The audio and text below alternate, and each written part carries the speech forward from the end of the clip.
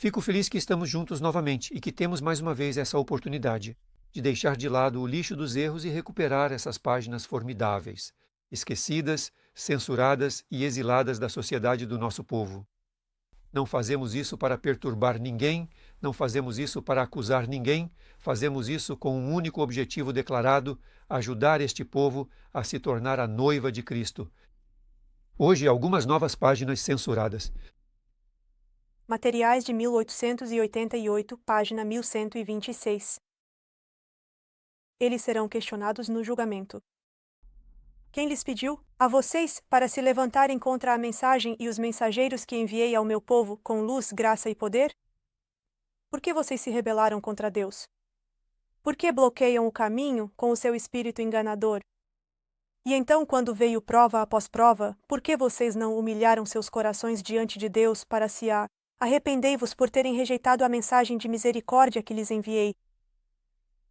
Observe as palavras de Deus. Por que vocês se levantaram contra a mensagem? Que motivos vocês tiveram para se opor aos meus mensageiros? Como é possível que o meu povo, a quem confiei mensagens preciosas, de verdade excepcional, se levante contra as pessoas que eu envio? O céu se pergunta, surpreso, e nessa surpresa está também o próprio Deus. A partir dessas palavras relatadas por Ellen White, entendemos o assombro de todo o universo. Todo o universo tremia naquele momento crucial da sessão de Minneapolis, porque havia chegado o tempo de uma geração ser preparada para o seu grande encontro.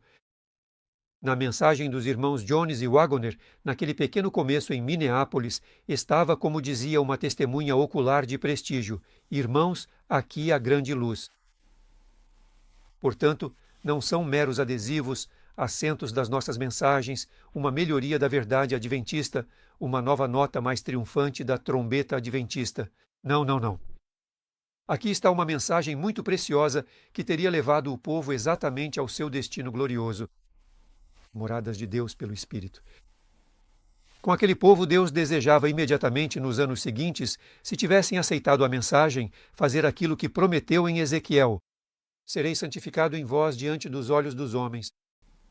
E essas pessoas que vocês se esforçam para trazer até mim, por meio de campanhas de evangelização, por propaganda, por literatura, essas pessoas saberão que eu sou o Senhor quando eu for santificado em vocês, não antes. Não posso me apresentar diante do mundo com um povo que não é sem mancha, nem ruga, nem coisa semelhante, e dizer a eles: quero fazer de vocês o que estes são.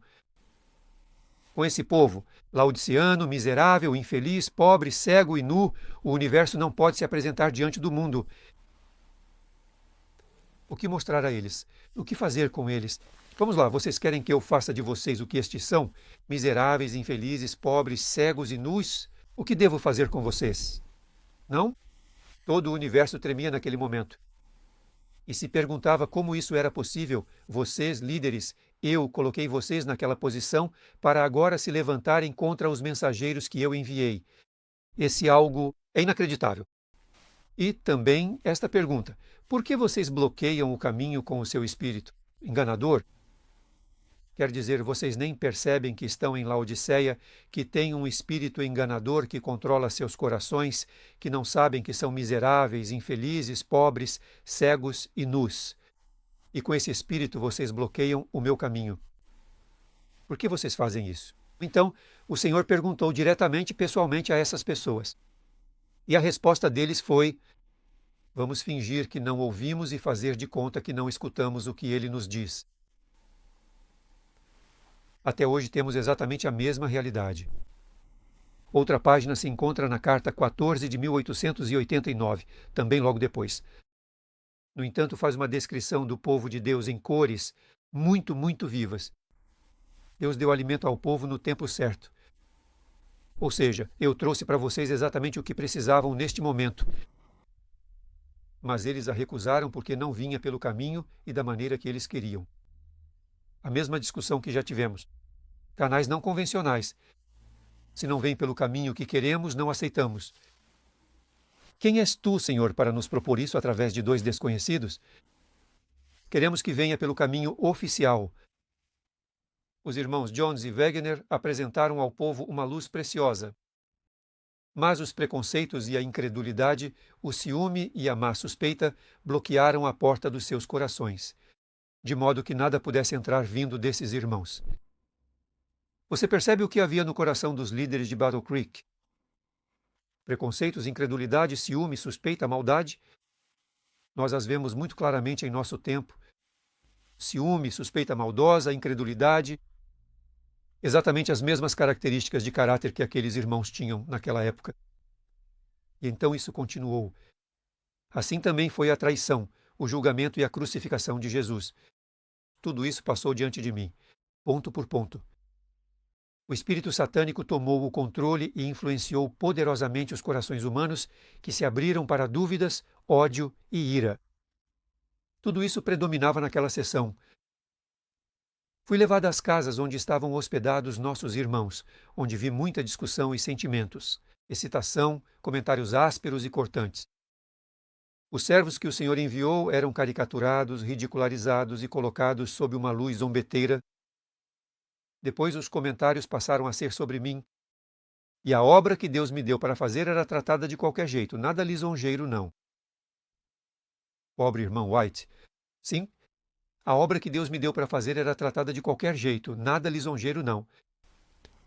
O nome de Willie White, ou seja, o filho da irmã White, era tratado com leviandade, ridicularizado e acusado. O mesmo acontecia com os nomes dos irmãos Wegener e Jones. Vozes que fiquei surpreso ao ouvir se uniam em rebelião, vozes ásperas, determinadas a denunciar. De todos os que se expressavam com tanta crueldade, nenhum veio até mim, para perguntar se essas afirmações e suposições eram verdadeiras. Depois de ouvir essas coisas, meu coração ficou despedaçado. Nunca imaginei quanta confiança podemos ter naqueles que fingem ser amigos.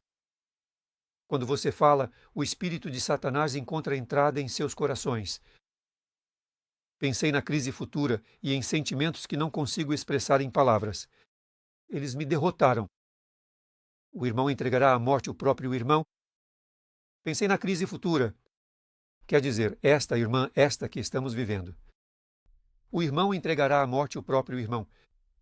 Haverá tanto ódio contra os mensageiros que trazem a mensagem da justiça de Cristo, a ponto de, se pudessem, matá-los com as próprias mãos. E diz assim: esses sentimentos me derrotaram, me deixaram de cama, como se diz. Uma descrição completa das paixões humanas quando a mensagem de Deus entra em contato com seus ouvidos e olhos. Assim foi naquela época, assim é hoje. A mesma rebelião, a mesma leviandade e expressões descontroladas, o mesmo escárnio e humilhação. Por quê? Porque as pessoas que vêm com elas são apenas pessoas, não são anjos, são apenas seres humanos. E as pessoas têm problemas, têm defeitos, têm pecados, estão separadas da natureza divina. Por causa disso, não recebemos a mensagem de Deus. Esta é a situação dramática do nosso tempo, descrita nas palavras da época. Ela viu aquilo que hoje vemos com perfeição. Portanto, ninguém pode nos dizer como foi em Minneapolis. Hoje vemos como foi em Minneapolis. Assim também ela, por inspiração, viu a crise futura e os sentimentos. Essas coisas a derrotaram e a deixaram de cama. Materiais de 1888, página 992. O Senhor levantou mensageiros e os capacitou com seu espírito. Ninguém deve correr o risco de se interpor entre o povo e a mensagem do céu. O mesmo conselho valioso e precioso. O Senhor levantou mensageiros e os capacitou com o Espírito Santo. Ele estava falando sobre Jones e Waggoner. Jones e Waggoner não vieram por conta própria e sob sua própria autoridade. Eles não vieram dizer: eu e o irmão Waggoner cavamos fundo em um campo e descobrimos algo. Não. Eles simplesmente fizeram referências a versículos da Bíblia. Cari elucidavam este simples aspecto da lei em Gálatas. Que a justiça que Deus oferece vem pela fé, não pelas obras. E que a lei não desempenha nenhum papel nesse processo, nessa troca, nessa aliança eterna. E ela confirma aqui que eles foram inspirados e ungidos pelo Espírito de Deus. Quem hoje reconhece isso? E se não ouvimos nossos líderes, os porta-vozes da teologia adventista reconhecem quando esta simples afirmação feita por Ellen White, porque esta página exilada, esquecida e censurada não é deixada chegar aos ouvidos do povo. Hoje, porque este povo não deve saber que esses irmãos foram enviados por Deus com uma mensagem muito preciosa, que teria colocado um ponto final na pandemia de Laodiceia. Ninguém deve assumir o risco de se interpor entre o povo e a mensagem do céu. Deus envia uma mensagem do céu. O destinatário é o povo. Não os teólogos adventistas, não os administradores adventistas, não os responsáveis nas comunidades com diferentes cargos. O destinatário da mensagem de Deus para hoje é o povo, e ninguém deve se interpor entre a mensagem do céu e o povo. E hoje vemos que todo mundo se interpõe entre a mensagem de Deus e o povo. Todo mundo, do topo até embaixo, nos níveis mais comuns da sociedade adventista. Todos se veem na situação de defender a igreja dessa mensagem, porque ela é considerada perigosa para o povo de Deus. No entanto, diz, as pessoas verão algo que, em sua cegueira, lhes causará medo e se levantarão contra isso. Quando você tem medo de algo, imediatamente reage. Você precisa bloquear esse mal, afastá-lo de você, afastá-lo do povo. É na cegueira deles. Os líderes de hoje veem algo muito perigoso nessa oferta de graça de Deus. Quero despir vocês das roupas sujas que vestem para vesti-los com roupas de festa. Ao anjo da igreja em Laodiceia, miserável, infeliz, pobre, cego e nu, não te lanço fora. Aconselho-te a comprar de mim ouro purificado pelo fogo, ouro e vestes brancas. Portanto, o Senhor não diz ao anjo da igreja em Laodiceia, você está além de qualquer recuperação, quero me livrar de você. Que encontrei outros mais santos neste povo, através dos quais quero realizar a minha obra. O Senhor não diz isso. O Senhor diz, do jeito que você é, miserável, infeliz, pobre, cego e nu. E você não sabe, pois bem, eu te ajudo a saber. Você não tem o Espírito Santo, não é participante da natureza divina e não recebeu aquele amor que atua por meio do amor e purifica a alma no batismo. Essa é a realidade. Eu te convido a recebê-lo de mim agora. Eu quero te dar isso agora.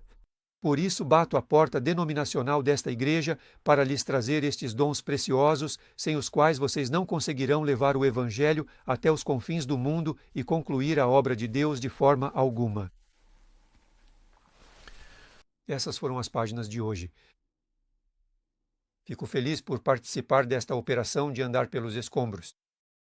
Espere por poeira e sujeira, porque não tem como tirar os escombros e sair limpo como uma lágrima. Vai acontecer de nos sujarmos, de sermos salpicados de lama, mas é vital resgatar debaixo dos escombros dos erros essas páginas, que em nosso povo foram esquecidas, censuradas, exiladas.